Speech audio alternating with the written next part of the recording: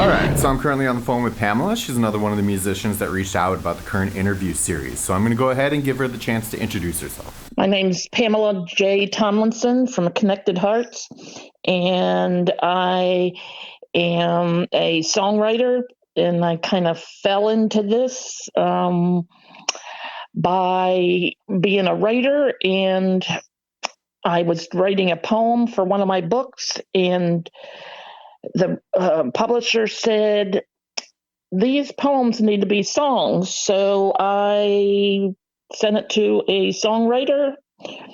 to a vocalist, and she made it into a song. And from there, now I'm up to an album and a single. That's great. So, tell me about, when you first started writing. It sounds like you kind of took more of the lyrical approach and then got into music in addition to that. So tell me a bit about, how that happened to you. I am a poet, and I like to rhyme, and I just write from the heart, and then I send it over to a vocalist. And some of my songs get kind of controversial. Like I do some songs on domestic violence. I did one on human trafficking, and I did one on catfishing. Nice. Noodling, as they call it? Or is that? Yes. Yeah, yep. Yes. Excellent. So, when did you first get into starting to write poetry? When did you first connect, the rhymes to kind of, make you think that was something that, you had a passion for and want to continue? I've probably been doing poetry for about 40 years, and I started getting into it on a regular basis in about 20 years when I became a writer. And to be honest, my dog likes me to rhyme to him when I talk to him. Nice, that's great. So you did mention that throughout the period of time that you've been writing poetry, at some point you decided that you wanted to publish it. So tell me a bit about how that happened. What kind of steps did you take to begin to publish it? How did you select from your works what to be published? Actually, I was writing a book about a love story between two women, and I was writing love poems to the women in the book, and that's when they decided they needed to be songs. Okay, and by they you mean your publisher or editor? Yes. Okay. Mm-hmm. And so, did you begin the process of starting to audition musicians to turn them into songs, or did your publisher help with that? What was that process like? Now, I found a nice young woman on the internet. She's only 19 years old, and she goes to college, and I used her as my vocalist. And then I have a video guy, and I found him on the internet, and I just always use them. And they're both fantastic. Okay, so you kind of collected a little team to start putting together, the music via the poems, and you just pursued it that way. Yes. She is studying music appreciation in college, and so she plays the music and sings the songs and cleans it up a little bit, and we go from there. Sure. So when you were first writing your book, did you anticipate that, those poems would, fruit into more of a musical endeavor? Never. I had no clue. I did not know. Now that's all I think about when I write a poem is this is going to be a song. Sure. So, tell me a bit about what you're working on now. You said you've written a bunch of stuff to the point where now you have an album out. Obviously, you're putting videos out along with, the music that you're putting out there. So give me some detail about, where you are right now and where you want to see that develop into, 5-10 years from now. Um, well, I would like to be able to get a producer, of course, and I decided that every song is going to be written into a book also, and, tell a story about, the song.